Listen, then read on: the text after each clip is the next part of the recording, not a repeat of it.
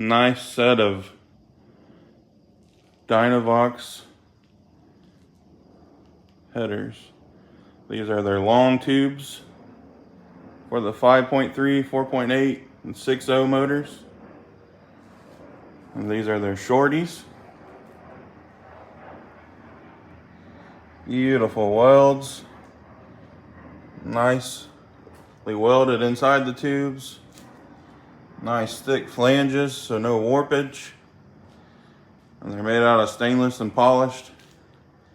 They look great and are a heck of an upgrade over these old stock manifolds.